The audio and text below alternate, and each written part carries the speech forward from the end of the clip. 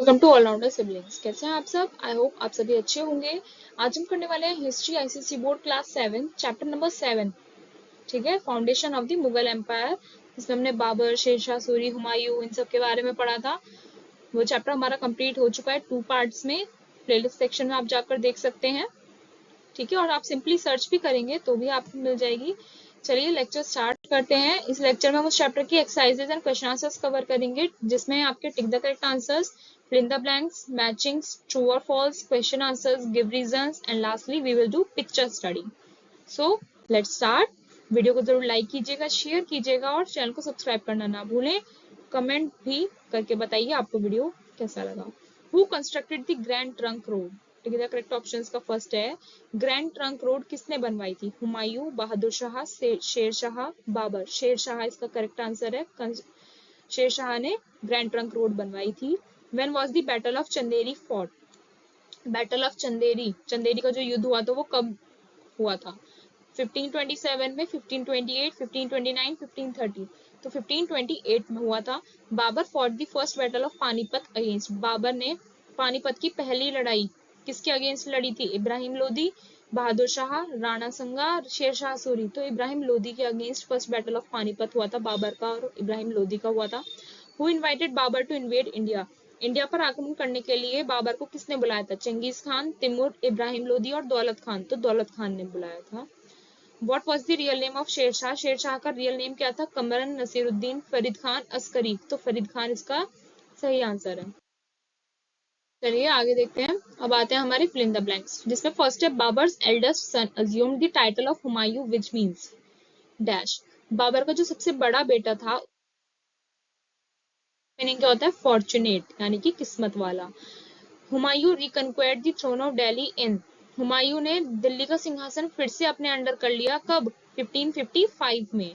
The battle of dash between Humayun and Sher Shah was bitterly contested, जो battle of Kannauj था वो हुमायूं और शेरशाह के बीच में बहुत ज्यादा गहरा युद्ध था।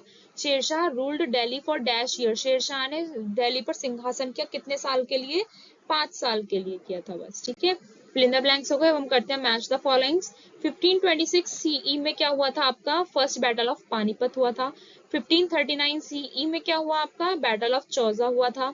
Humayun reestablished Mughal power in India, Humayun ने मुगल पावर जो थी इंडिया में रीस्टैब्लिश कर दी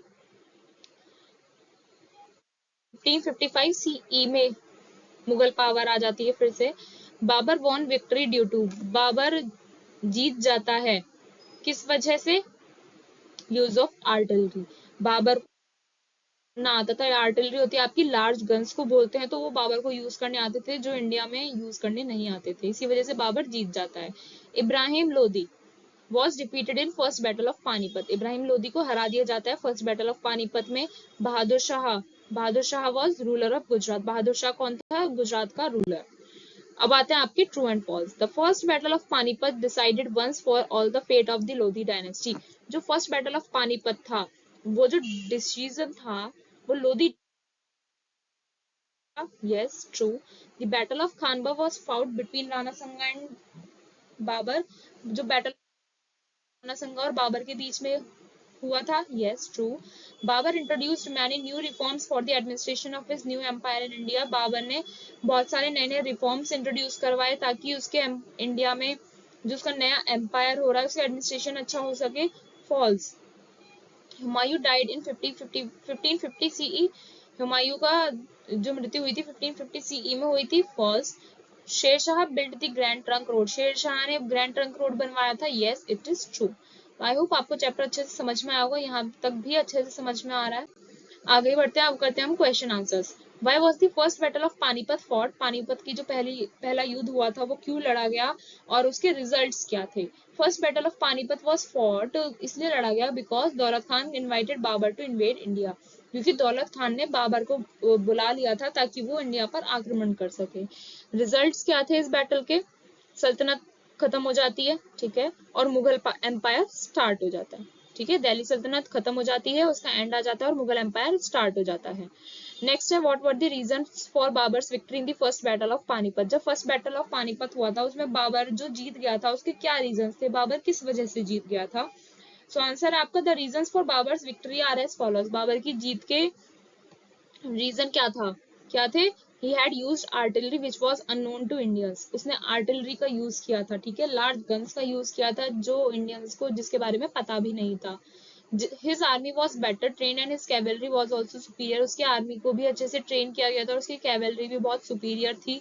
लेटर दिल्ली सल्तनत रूलर्स वर वीक। और अगले जो दिल्ली सल्तनत के रूलर्स आए वो बहुत कमजोर आए, इसी वजह से बाबर आसानी से फर्स्ट बैटल ऑफ पानीपत जीत गया था।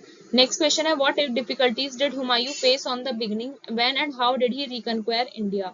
स्टार्टिंग में हुमायूं को क्या परेशानियां झेलनी पड़ी और उसने इंडिया को फिर से रिकंक्वायर कब किया और कैसे किया।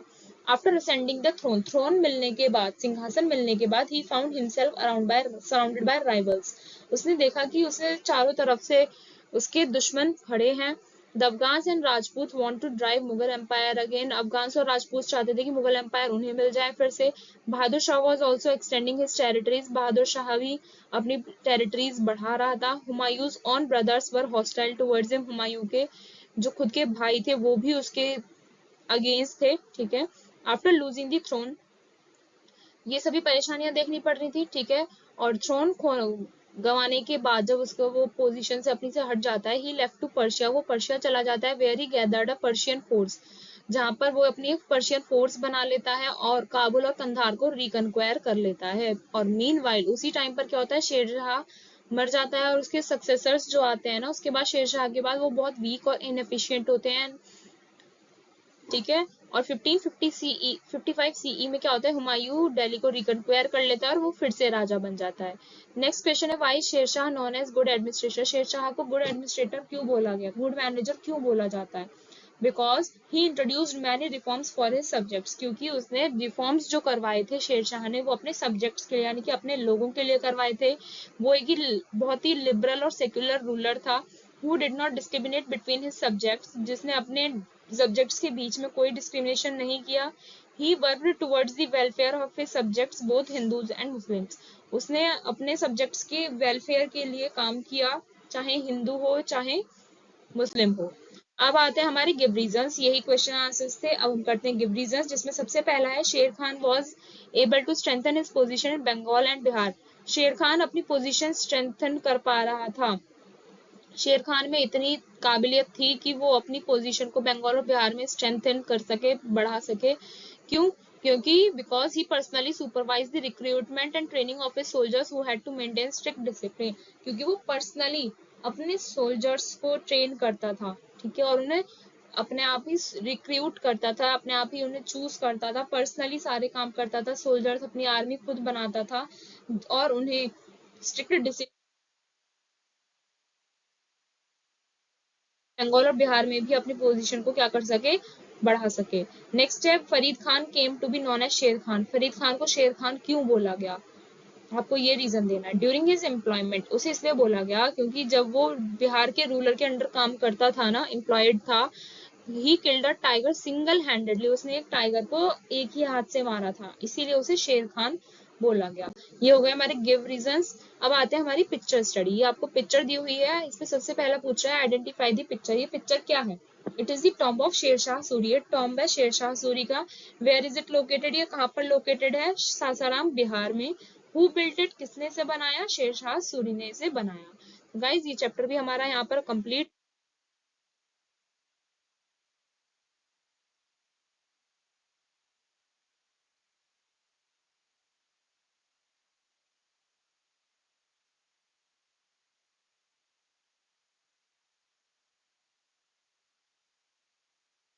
चैप्टर्स हैं वो भी हम जल्दी कंप्लीट कर लेंगे।